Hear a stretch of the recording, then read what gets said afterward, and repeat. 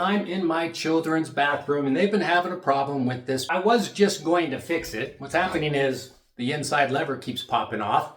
That's just a little Allen screw adjustment on the side to hold that. But because the finish looks so dingy, I'm just going to go ahead and replace the entire lever. So today we're going to show you how to replace a Kwikset lever. I'm Robert, you're watching Locksmith Recommended.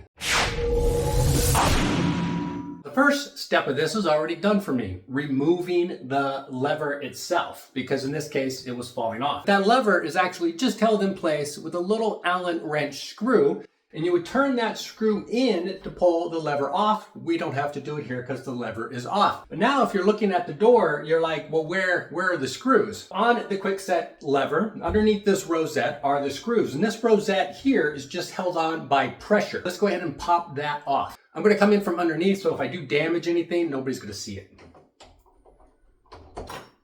All right, now that's off.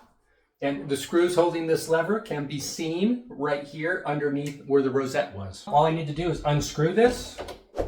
And once I get that loose, I'm going to hold on to the outside lever, because when this comes off, that outside lever might actually fall off.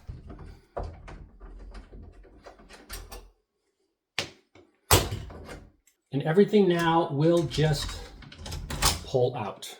Normally you would just unscrew these two screws, pull the latch out to put the new latch in. I'm replacing with an identical part, so I'm not going to do that, but it's just these two screws here to pull it out. When you put the new latch in, just make sure it's sloped the right way for the door to close. Now when you put the lever in, you want to make sure it goes in with the correct orientation. My door is here. I'm going to grab it here, so the lever's going to go in here. This has a half moon shape, and this has a half moon shape, so you just line those up. A little difficult to push on, but you just push it on like that. And then you can go ahead and screw in the screws. Just make sure you've got it lined up appropriately. I like to get them just started a little bit with my fingers, and then I'll move on to the screwdriver. Okay, you should be able to see that this is a pretty wide space. So one of them actually has a recess, so the screw head will sit onto the ledge and pull the lock in.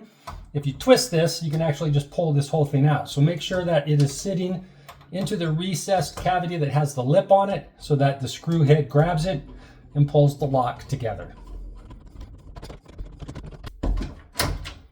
There we go. Next step is to put the new cover plate on. Just give it a nice little push. You heard it snap there. Right here, there's a little screw. So I'm going to push this on. Right over that, the screw is actually reverse-handed. So to pull that screw out, I'm actually going to turn to the right. And that's going to pull that screw out and push it up tight against the lever itself. And that holds that lever. That's all there is to it. This tests the functionality. Lever works. Lock it.